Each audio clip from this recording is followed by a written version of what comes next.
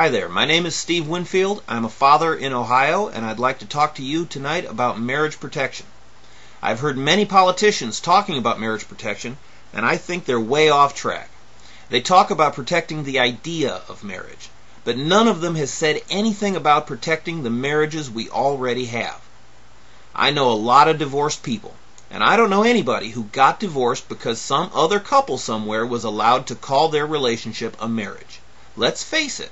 The biggest threat to marriage is divorce, and nobody's talking about it.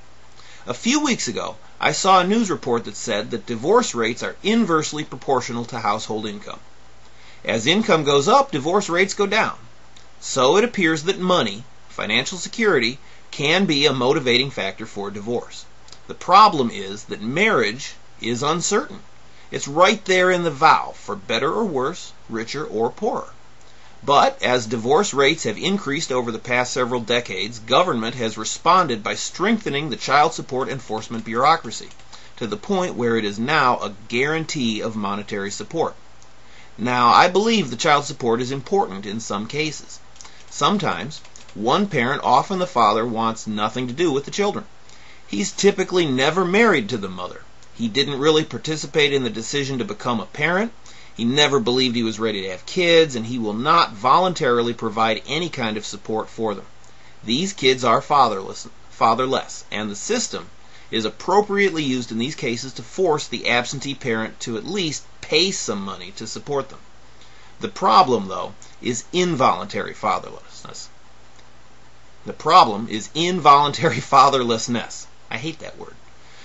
Fatherlessness, where devoted fathers are forced out of their families and marginalized as occasional visitors of their kids by divorce courts which refuse to acknowledge or protect their equal fundamental parental rights.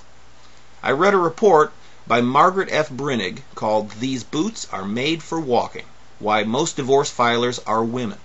You can find that online. She reports that in some jurisdictions today as many as 80% of divorces are filed by women. And she says that expectation of sole custody is the single best predictor of the outcome of any person's decision whether or not to file a divorce. Meanwhile, the U.S. Census Bureau reports in publication P60-230 that 83.1% of sole custodial parents in America are female. I believe there's a cause and effect relationship here. That knowledge of the near certainty of sole custody and the opportunity to claim monetary support motivates many women to file their divorces. Under current family law, it's actually smart for a woman in a low-income household in uncertain economic times to trade the uncertainty of marriage for the security of the government check. But this promise of security is a divorce incentive.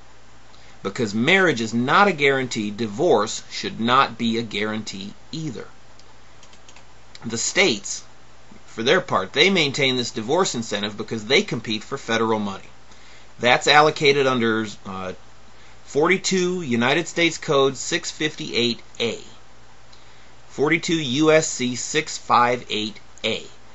And this rewards the states in proportion to the amount of child support money that they collect. More divorces in a state means more money goes to that state. They compete.